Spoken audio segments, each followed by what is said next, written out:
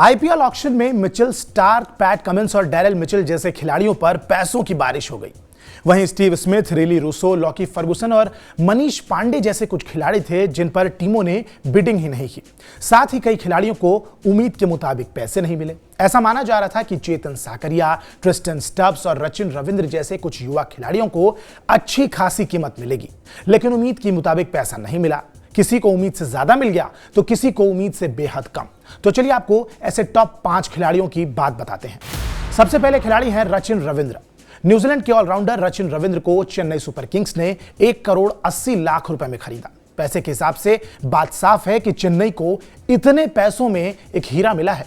हाल ही में भारत में हुए वर्ल्ड कप में सचिन का प्रदर्शन कमाल का था। सचिन ने वर्ल्ड कप में 578 रन बनाए, 100 से ज्यादा की एवरेज थी। इसके अलावा सचिन ने 5 विकेट भी हासिल किए। जिस कप्तान के अंडर सचिन खेल रहे हैं वो पहले ही कई युवा खिलाड़ियों को ग्रूम कर स्टार बना चुका है। हम बात कर रहे हैं महेंद्र सिंह धोनी की। ऐसे में सचिन आने वाले लंबे समय तक सीएसके के लिए एक बड़ा एसेट साबित हो सकते हैं। उम्मीद की जा रही थी कि सचिन कम से कम 10 करोड़ रुपए तो इस ऑक्शन में लेकर ही जाएंगे और टीमों के बीच उनके लिए होड़ भी मच जाएगी, लेकिन ऐसा कुछ देखने को नहीं मिला और उनके लिए टीमों ने कुछ खास इंटरेस्ट नहीं दिखाया। अगले खिलाड़ी हैं शार्दुल ठाकुर। भारत के तेज गेंदबाज शार्दुल ठाकुर को चेन्नई सुपर किंग्स ने 4 करोड़ रुपए में खरीदा।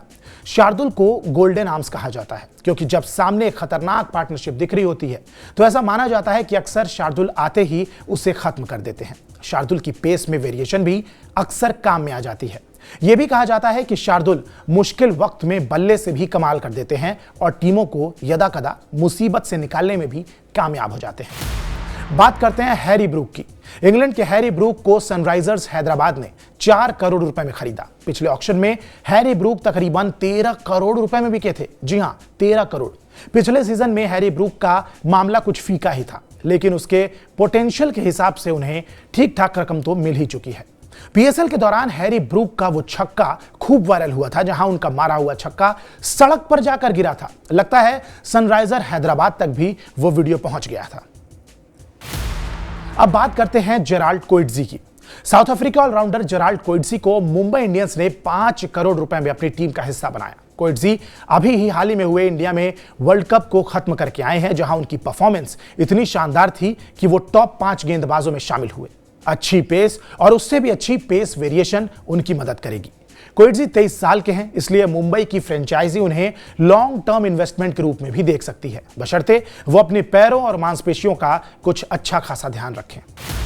अब बात करते हैं वनिंदु हसरंगा की।